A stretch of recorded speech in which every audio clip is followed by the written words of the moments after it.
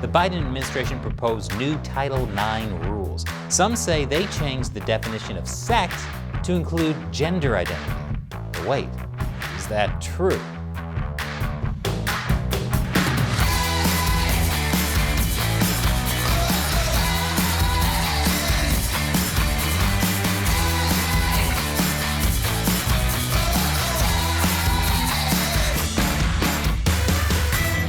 Welcome to America Uncovered. I'm Chris Chappell. Last week, the U.S. Department of Education proposed new rules regarding Title IX. 700 pages worth of new rules. Welcome to my life.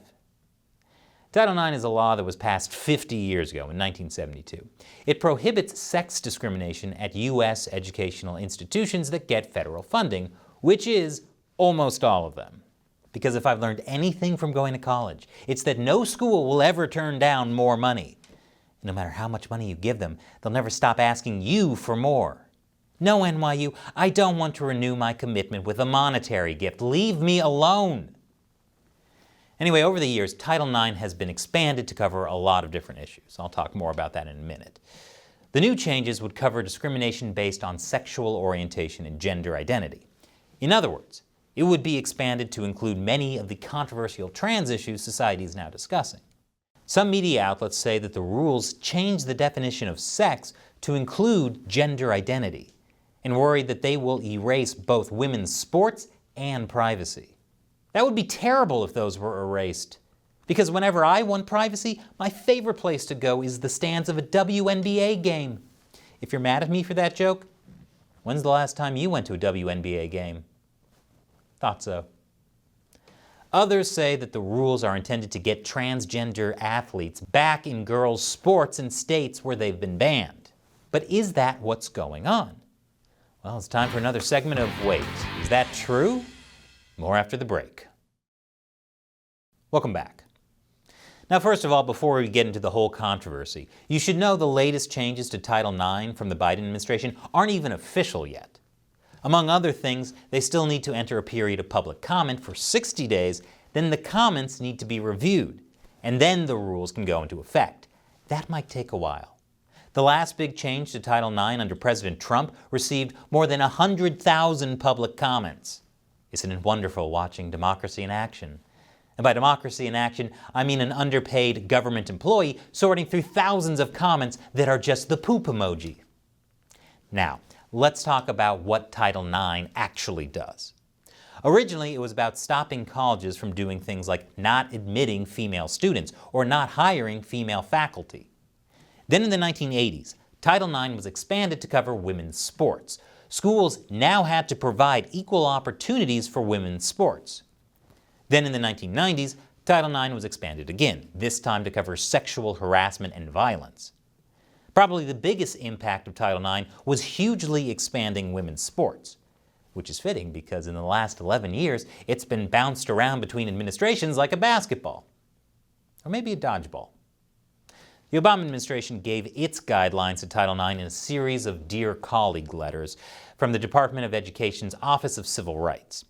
Obama's guidelines included making it clear that transgender students were protected under Title IX, and that this meant they must be treated consistent with their gender identity, including using locker rooms and bathrooms.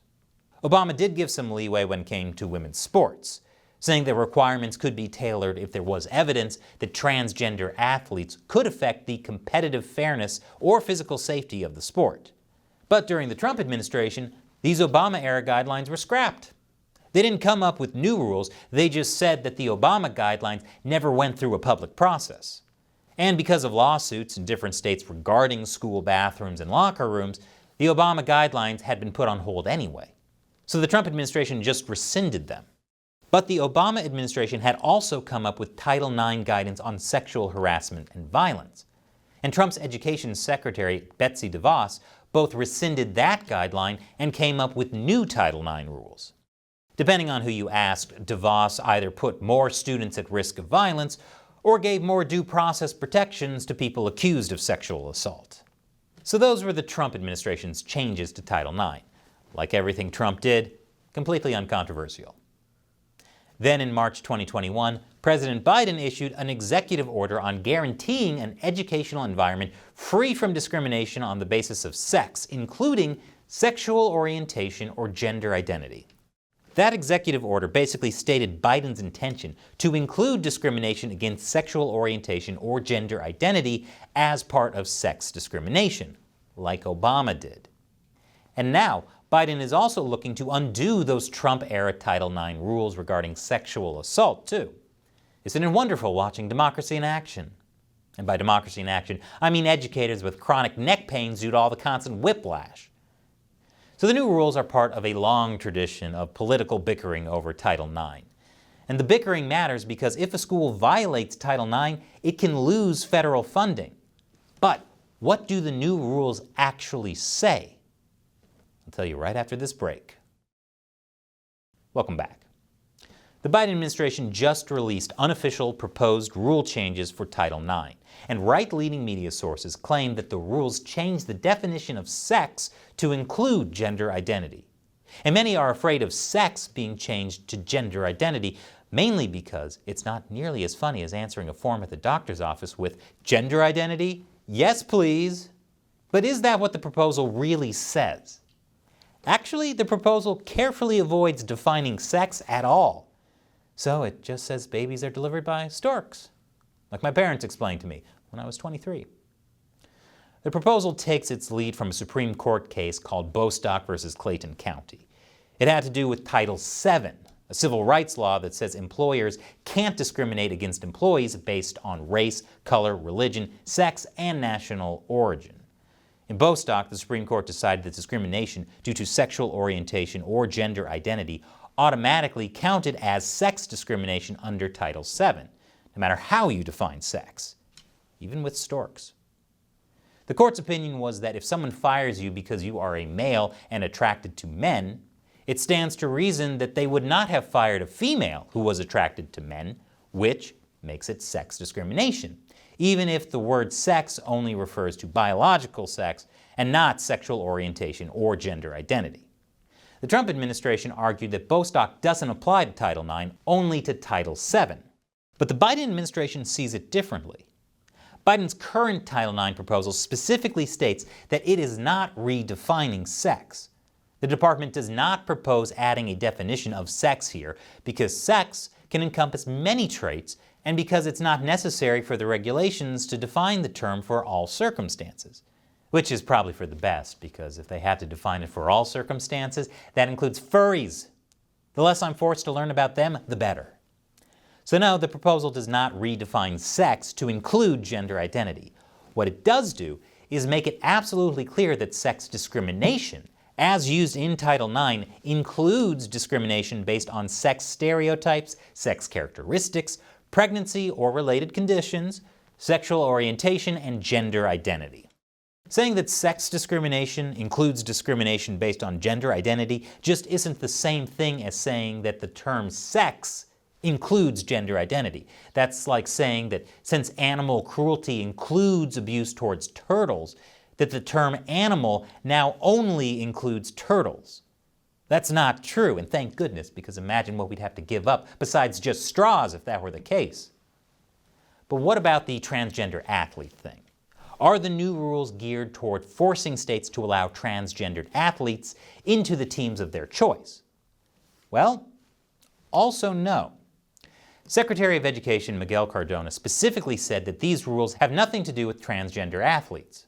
Instead, he said that rules regarding transgender athletes in Title IX are next on the list, so hold your horses, everyone. We can have that nice, calm, reasonable discussion later. Here's actual footage of what that conversation looks like whenever it's had online. But what about bathrooms, locker rooms, things like that? Well, this is where the rules get a little fuzzy. They don't actually spell it out, unlike the Obama-era guidelines, which said clearly that transgender students must be able to use the facilities for their gender identity. Of course, that also led to several lawsuits. So it seems like the Biden administration has instead decided to be as unclear as possible. The new rules basically say that schools can't prevent people from participating in sex-segregated programs or activities according to their gender identity. What does that mean? This feels like getting driving directions from a guy who's blind, dyslexic, and from out of town. It's not clear whether educational programs and activities also include sex-segregated facilities, like bathrooms, or locker rooms, or dorms. And what about the He-Man Woman Haters Club? At least they list their pronouns, I guess. The new Title IX rule doesn't say. Say what you want about the Obama-era guidelines, at least they were clear. So are the new rules everything that the right-leaning media fears they are? No, but what are they? Other than a clear statement on what discrimination is covered by Title IX, it's hard to tell. And that's going to be the hardest thing for schools because, again, if they get it wrong, they could lose federal funding. All that is certain is you couldn't pay me enough to read through the public comments on this new rule. So what do you think about the new Title IX rules? Let us know in the comments. And we couldn't keep making this show without our amazing viewers, especially since YouTube doesn't always seem to like us much. So please head over to our page on Patreon. Contribute $1 or more per episode so we can keep making great episodes. Or visit our censorship-free platform at americauncovered.locals.com and give a monthly contribution. Once again, I'm Chris Chappell. Thanks for watching America Uncovered.